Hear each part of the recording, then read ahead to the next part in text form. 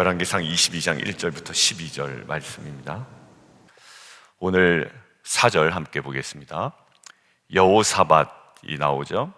그리고 상대방 왕이 나옵니다. 이스라엘 왕이 나옵니다. 자, 하나 정리하고 가겠습니다. 여기 나오는 여호사밧은 저 보실까요? 저를 보시죠. 남쪽, 남유다, 그리고 북쪽, 북이스라엘 나눠져 있습니다. 우리 남한과 북한이 나눠져 있는 것처럼 원래 한 국가였습니다. 솔로몬 이후에 나라가 갈라졌는데 남쪽이 다윗, 솔로몬 그 아들로 이어지는 정통 왕조입니다. 남쪽이. 북쪽은 여로보암이 왕이 되었지만 사실 여로보암은 왕이 아니었죠. 왕의 어찌 보면 신하였습니다. 그 중에 한 명이 이제 왕이 된 겁니다. 스스로 왕이 됐냐? 그것도 아닙니다. 하나님께서 선지자 아이야를 통하여 내가 10지파 너에게 준다. 그래서 그 말씀의 근거에서 세워진 게 또 북이스라엘입니다. 자, 나라가 갈려졌습니다. 자, 그래서 북쪽을 북이스라엘이라고 하고요. 남쪽을 남유다라고 합니다. 근데 성경에서 가끔 북이스라엘이라는 말을 생략합니다. 그냥 이스라엘의 왕 이럽니다. 분열 왕국을 묵상할 때는 이제 그 몇 가지 키워드를 잘 보고 묵상을 해야 됩니다. 유다의 왕 이렇게 표현하면 남유다의 왕이고요. 이스라엘의 왕 이러면 북이스라엘의 왕입니다. 그러면 그들이 서로 남이가 아닙니다. 남 아닙니다. 원래 하나였습니다. 나라가 갈렸습니다. 근데 처음에는 이 두 나라가 사이가 좋았을까요? 좋지 않았을까요?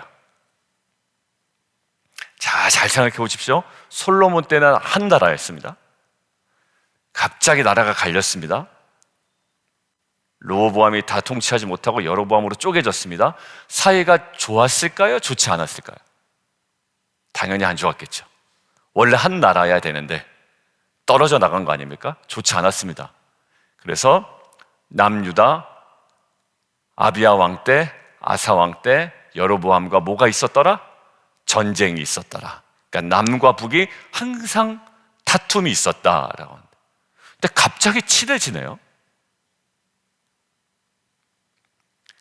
나중에 보면 알겠지만 이 지금 남쪽에 여호사밧 왕에게 아들놈이 하나 있습니다. 아들, 남쪽에 아들. 자, 북쪽에 지금 북이스라엘에 아합 왕이 있네요.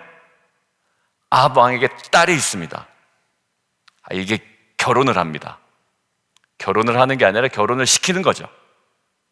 동맹이 맺어집니다. 서로 친해집니다. 이제 진짜 우리가 남이가 이런 분위기가 되는 겁니다. 자, 결혼 동맹이 맺어집니다. 즉 여호사밧과 아합은 이제 무슨 관계가 될까요? 사돈이 됩니다. 사돈. 그렇게 서로 물고 뜯고 서로 다투던 관계가 이제 결혼이라는 정치적 동맹을 통하여 이제 사돈이 됩니다. 그 즈음 둘이 이제 만나는 겁니다. 사돈이라는 배경을 깔고 우리가 이것을 보면 좀 보게 됩니다. 자, 4절 다시 가죠. 4절. 먼저 제안을 누가 하냐면 북이스라엘 아합 왕이 이야기합니다. 북이스라엘 아합 왕이 야, 길랏 라못 원래 우리 땅인데 아람 손에서 좀 빼앗아 와야 되지 않겠냐? 원래 우리 땅이잖아. 전쟁 같이 나가자. 이렇게 얘기되는 겁니다. 자, 그때 4절 남쪽에 있는 여호사밧 왕이 뭐라고 대응하는지 함께 읽겠습니다. 자, 시작. 이르되 당신은 나와 함께 길랏 라못으로 가서 싸우시겠느냐? 여호사밧이 이스라엘 왕에게 이르되 나는 당신과 같고 내 백성은 당신의 백성과 같고 내 말들도 당신의 말들과 같으니이다. 우리가 남이가 약간 이런 겁니다. 경상도 사투리로 보면 우리 한편 아닙니까? 우리는 운명 공동체 아닙니까? 여러분들 거의 승인해 놓은 대답인 것 같아요. 근데 저는 여호사밧이 그 5절에 있는 이 표현이 좀 눈 가리고 아웅식이다라는 생각이 있습니다. 어느 표현이냐면, 여호사밧이 또 이스라엘 왕에게 이르되, 아합에게 이르는 거죠. 먼저라는 겁니다. 먼저 여호와의 말씀이 어떠한지 물어보소서. 지금 마음은 이미 이쪽으로 기울은 것 같아요. 그런데 먼저라는 말을 씁니다. 조금 제가 나쁘게 얘기하면 물어다 봅시다, 약간 이런 느낌인 것 같아요. 여러분들, 이 4절이 왜 제 마음에 걸리냐면, 이미 당신과 나와 같고, 내 백성은 당신 백성과 같고, 내 말들도 당신의 말들과 같고, 너무 과한 표현이죠. 과해요. 길랏 라못으로 가서 싸우겠느냐라고 할 때 요거 좀 싹 빼고, 그러면 우리가 먼저 하나님께 물어봅시다. 이러면 제가 그 먼저를 먼저로 인정하겠어요. 근데 요 4절의 이 표현이 너무 과하다. 너무 과하다. 왜 제가 과하다고 조금 여러분 듣기에 목사님 무리한 주장 아닙니까? 라고 생각할 수도 있는데요. 그게 아닌 것이, 여러분들 역대하를 한번 보겠습니다. 역대하 19장 한번 보시죠. 결국 나중에 우리가 묵상하겠지만 전쟁 나갈까요? 안 나갈까요? 나갑니다. 전쟁 결국 나가요. 그럼 하나님 뜻이 아니었을까? 이렇게 생각할 수 있죠. 역대하 찾아보시죠. 역대하 19장 2절입니다.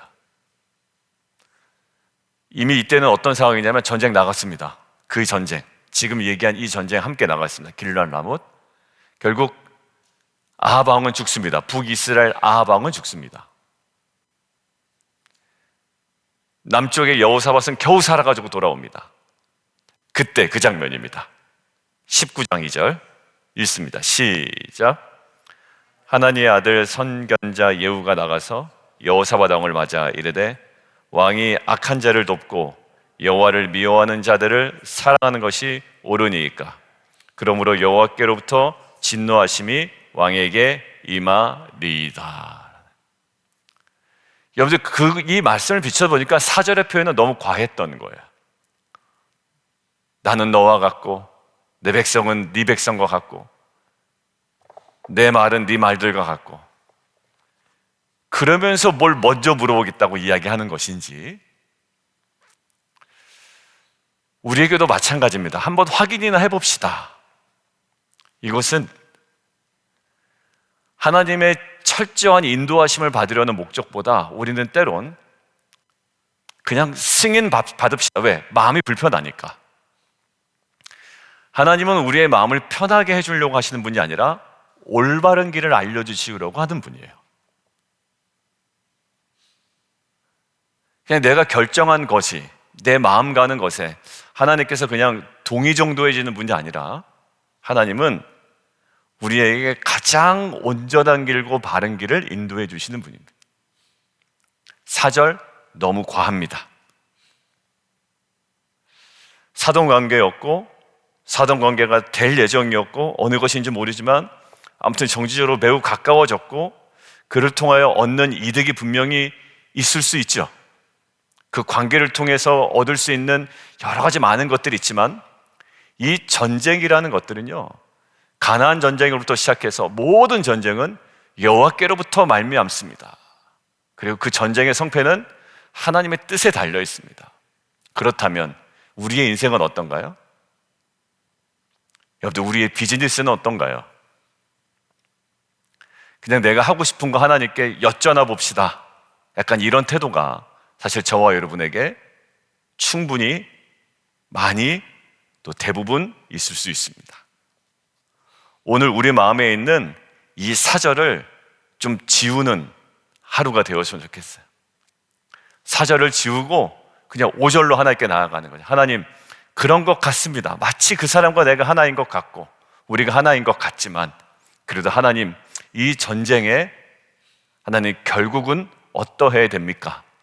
이 사업과 우리의 진로와 우리 자녀의 모든 걸어가는 길 속에 사람들이 인정하는 길일 수도 있잖아요. 사람들이 박수치는 길일 수도 있습니다. 그러나 하나님의 뜻과 다르다면 언제든지 우리가 바꿀 수 있는, 그리고 그 지점에서 돌이킬 수 있는 진짜 용기와 믿음과 하나님을 향한 그 신뢰의 공동체와 성도 되게 하여 주옵소서. 그러한 귀한 한 날 되기를 주님의 이름으로 축원합니다. 두 번째요, 6절 한번 보시죠. 이스라엘의 왕, 거기는 아합 왕이겠죠. 선지자 400명을 모읍니다. 그리고 그들에게 물어봅니다. 내가 길랏 라못에 가서 싸우랴 말랴. 여러분들 지금 몇 명을 모았다고요? 400명. 너무 과해요, 이것도. 그러니까 과한 건 좀 이상한 겁니다. 뭐로 밀어붙이겠다는 거죠? 예, 숫자로 밀어붙이겠다라는 거예요. 그러니까 신앙도 저도 뭔가 과하면 좀 온전하지 않은 것 같고요. 그러니까 과한 건 좀 이상해요. 과하게 시리어스하다는가, 과하게 하이퍼 된다는가, 뭔가 이렇게 과한 액션이 나온다든가, 과한 발언이 나온다든가. 그러니까 좀 이 과함 속에 뭐가 있냐면 욕망이 도사리고 있는 것 같아요. 어떻게 해서든지 관철시키겠다. 내 신앙이 온전하다라는 걸 한번 증명해 보이겠다. 그러니까 사람들이 자기 칭찬하는 거를 이게 숨기지 못할 때가 있거든요. 결국 뭘까요? 사람들이 이거 봐, 나를 칭찬하는 사람들이 한두 명이 아니야. 왜? 여러분들 거기서부터 일단 조금씩 무너지고 있다는 생각이 들어요, 저는. 왜냐면 저도 그럴 때가 있거든요. 그러니까 그 모든 것들이 사실 큰 유혹입니다. 숫자는요, 너무 유혹이. 넘버라는 것은 우리에게 무시무시한 파워가 있습니다. 한 명보단 두 명이 낫고요, 두 명보단 세 명이 나아요. 여러분들 4명, 5명, 몇 명까지 갑니까? 400명까지 갑니다. 얼마 전에 보셨죠? 850대 1로 싸운다고요. 숫자가 중요하던가요? 아니요. 왜 그러냐면 오늘 400명의 선지자라고 하죠. 선지자 400명. 그런데 여호사밧이, 그래도 제가 여호사밧을 좀 오늘 이렇게 약간 이렇게 온전하지 않게 표현을 했습니다만, 그래도 7절 보세요. 여호사밧이 뭐라고 물어보냐면, 다시 우리가 물을 만한 여호와의 선지자라고 합니다. 여러분들 이 표현이 왜 의미심장하냐면, 이세벨이 하나님의 선지자들을 다 멸절할 때에, 그 기억나시죠? 멸절할 때 아합의 왕궁에 있던 자가 선지자 100명을 50명씩 나눠서 막 먹이고 입히고 했단 말이에요. 그 서슬퍼러 하던 시기에. 지금 이세벨이 제가 보기엔 실권이라고 그랬죠? 실제 권력자입니다. 그런데 그 여자가 지금 선지자들 다 죽일 때에 선지자 400명이 어디서 나왔을까요? 어용 선지자죠. 듣고 싶은 얘기 해주는 사람이에요. 여러분들, 이 듣고 싶은 얘기 해주는 선지자라는 게 어디서 딱 나타나냐면, 물어보자마자 대답이 나와요. 6절. 선지자 400명 모으고 그들에게 물어봅니다. 내가 길랏 라못에 가서 싸우랴 말랴. 그들이 이르되 올라가소서, 주께서 그 성읍을 왕의 손에 넘기시리라. 그냥 자동 반사입니다. 아무 의미 없죠. 아무리 듣기 좋은 소리가 있어도, 아무리 넘버가 높아도 지금 여호와의 선지자는 아니었던 거예요. 느헤미야, 여러분들 기억나시죠? 느헤미야 때 느헤미야 선지자가 뭘 얘기합니까? 죄송합니다. 느헤미야 아니에요? 예레미야 선지자. 예레미야 선지자가 뭘 얘기합니까? 하나님께서 너희를 포로로 끌려갈게 할 건데 70년 만에 돌아올 거라고 이야기합니다. 그게 하나님의 말씀이었거든요. 힘들죠. 받아들이기가 힘들 거예요. 70년? 근데 갑자기 이상한 선지자가 나타납니다. 뭐라 그러게요? 몇 년 만에 돌아온다고 그럴까요? 2년 만에 돌아온다고 합니다. 2년 만에. 그럼 여러분들에게 한 사람은 70년 만에 돌아온다는 하나님의 말씀을 전하고, 한 사람은 우리가 너무 듣기에 좋은 2년 만에 돌아옵니다라고 하면 여러분들 어디다가 아멘 크게 하시겠어요? 당연히 2년 만에 돌아옵니다라는 것에 그냥 아멘 할렐루야 막 난리 날 거 아닙니까? 근데 딱 예레미야 선지자 한 명만 70년 만에 돌아온다고 그런 거예요. 얼마나 매국노로 몰리게 되었는지, 얼마나 따돌림을 당했는지 몰라요. 여러분들, 우리가 정말 듣고 싶은 이야기가 있습니다. 근데 그 사람들을 많이 모으는 게 중요한 게 아니에요. 패거리를 모으는 게 중요한 게 아니라 온전한 말씀 묵상과 하나님의 뜻을 분별할 수 있는 사람과 우리가 교제하고 함께 기도하는 것이 중요합니다. 쟤도 내 거 좋아했어. 얘도 좋아해. 이거 내 의견이지만 저 사람도 이거 동의했어. 여러분들, 이렇게 가면요, 교회 안이 새 싸움이 됩니다. 아니, 좋은 거 하면 다 좋죠. 좋은 거 하면.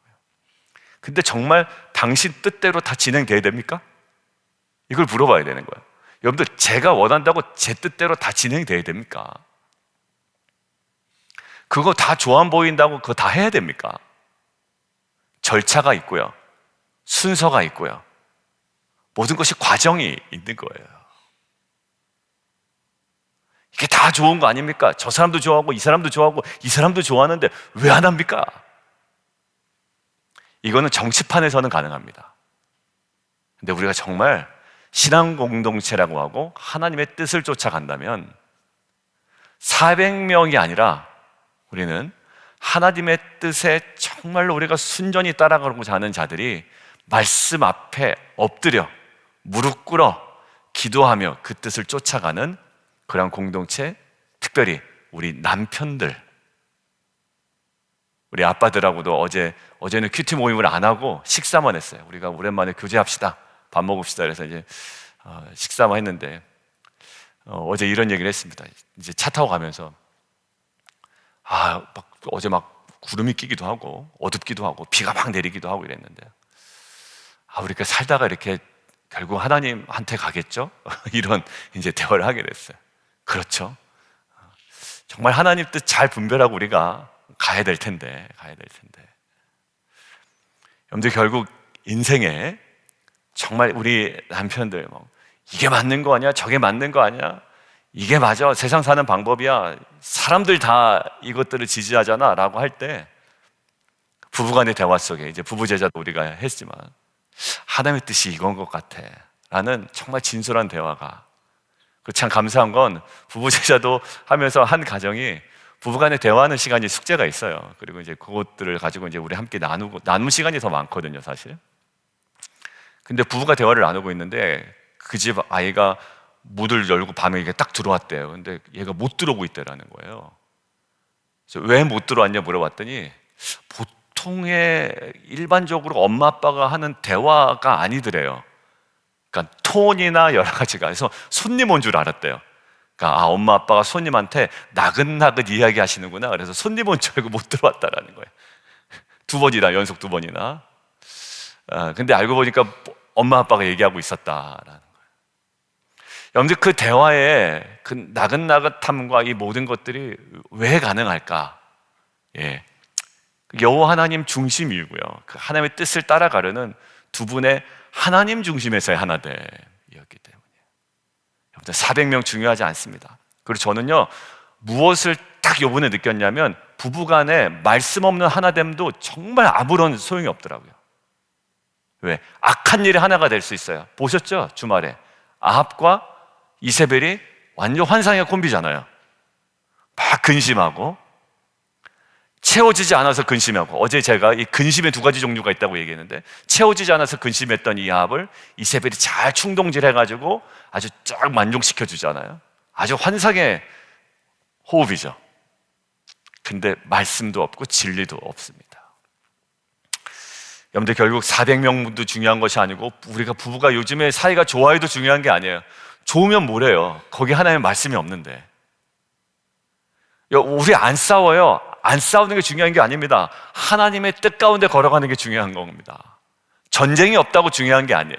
다툼이 없다고 중요한 게 아니라 하나님의 말씀대로 살아갑니다. 근데 참 힘드네요. 근데 우리가 함께 감당합니다. 여러분들 그냥 대충 묵상하지 마시고 대충 그냥 어물쩍 넘어가지 마시고 요즘에 그냥 괜찮아요. 안 괜찮아요. 어제 제가 근심 2가지 했잖아요. 어제 사절의 근심과 주일날 보면 사절의 근심과 어제의 근심은 종류가 달라요. 지금 저 사람 자기가 채워지지 않아서 근심하는 거예요. 근데 이세벨 같은 사람이 딱 오면 그 근심 딱 사라져요. 그리고 엉뚱한 데로 튀어갈 사람이에요. 결국 많은 사람들의 관심사도 아니고 하나님의 뜻에 따라 걸어가는 저 여러분 되기를 주님의 이름으로 축원합니다. 출애굽기 23장 함께 보시죠. 제가 읽겠습니다. 출애굽기 23장 2절인데요. 거기서도 공평에 관한 법을 나오는데 이렇게 합니다. 다수를 따라 악을 행하지 말며 송사의 다수를 따라 부당한 증언을 하지 말아라. 이렇게 합니다. 다수도 중요한 게 아니고 요새 우리 부부 사이 좋아요. 이것도 중요한 거 아닙니다. 하나님의 뜻을 따라가야 됩니다. 그리고 8절 미가야란 한 사람이 있어요. 근데 하나님의 선지자 같아요. 이 사람이 아합에 대하여 길한 일은 예언하지 아니하고 흉한 일만 예언합니다. 그래서 미움을 받습니다. 오늘 결론이에요. 이런 선포가 살아있는 교회가 되었으면 좋겠습니다. 이런 선포가. 그런데 저는 이 이미지를 나는 할 말은 하는 사람이야. 나는 자기 주장이 강한 사람이 이 이야기를 오용하지 않았으면 좋겠다라는 간절한 마음이 목회자로서 있습니다. 무슨 말씀인지 아시겠어요? 이거는 하나님의 뜻 가운데 있는 말이잖아요. 근데 자기 주장이 강한 사람이 나는 그래도 할 말은 하는 사람이야 라면서 나는 미가야 같은 사람이야 라고 자기를 오판하지 않았으면 좋겠다라는 마음이 있어요. 왜냐하면 그런 분들을 많이 봤어요. 솔직하게 얘기하면 하나님의 뜻을 이야기하는 거 아니라 막 강력한 자기 주장을 얘기하는데 마치 자기를 미가야로 투영을 해버리더라고요. 지금 그런데 미가야는 단순히 야당이 아닙니다. 여러분들 야당이 아니에요. 단순한 야당이 아니에요. 단순한 진보냐 보수냐도 아닙니다. 하나님의 뜻 앞에 머물러 있었던 사람이에요. 여러분들 우리가 세상을 향하여 입 바른 소리를 얘기하고 어떤 사회적 정의를 외치기보다 하나님의 뜻과 하나님의 마음과 하나님의 공의를 선포하고 드러내는 교회가 되어야 되지 않겠습니까? 일반적인 사회 정의로 다른 사람 막 비판하고 다른 교회 비판하고 그래서 굉장히 우리가 거룩한 척하고 이런 것들은 많이 해봤고 많이 봤고 거기에 있는 많은 염증도 이제 느껴요. 그죠? 이제는 하나님의 공의와 하나님의 마음과 하나님의 기준으로 살아가고 우리가 선포하는 교회가 되었으면 좋겠습니다. 어떻게? 겸손하게 함께 기도할까요? 오늘 함께 좀 기도하는데요, 단순히 승인을 받으려는 목적 같아요. 나는 당신과 같고 내 백성은 당신 백성 같고 내 말들도 당신의 말들과 같다. 우리가 남이가 이래놓고 먼저 하나님께 물어보자라는 거예요. 뭔가 앞뒤가 싹 바뀌었습니다. 그게 역대하 19장에 나오죠. 분명하게 얘기하십니다. 악한 자를 돕고 여호와를 미워하는 자들을 사랑하는 것이 옳았습니까? 옳지 않았다는 얘기예요. 하나님, 그 어떠한 그 마음가고 우리의 마음을 다 붓기 전에 하나님 먼저, 진정한 먼저가 우리 안에 회복되게 도와주십시오. 하나님, 그 기도가 우리 안에 응답되기 전에 때로는 한 발짝도 움직이지 않겠습니다라는 정말 하나님의 그 신실하심 앞에서의 우리의 믿음의 정말 하나님 온전함이 하나님 우리의 그 머금을 통해 드러나게 하여 주옵소서. 그리고 두 번째, 넘버에 중요하지 않습니다. 많은 사람들을 끌어당기는 것에 주목하지 않아요. 온전한 하나님의 뜻입니다. 우리가 하나 아니가 하나됨보다 더 중요한 건 온전함입니다. 온전한 하나됨이에요. 하나님, 그 하나님의 뜻을 우리가 쫓아가게 하시고, 또 특별히 이 길한 일을 예언하지 아니하고 흉한 일만을 예언할 수 있는 것 정말 담대한 용기죠.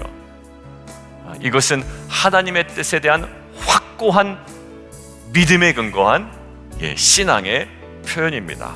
하나님, 이렇게 흔들리지 않는 이 믿음이 하나님의 말씀과 뜻과 그 섭리 아래 우리 교회의 귀한 사명 되게 하여 주옵소서. 우리 기도 제목을 가지고요, 또 각자 주신 마음을 가지고 함께 주님 이름 한번 부르며 함께 기도합니다.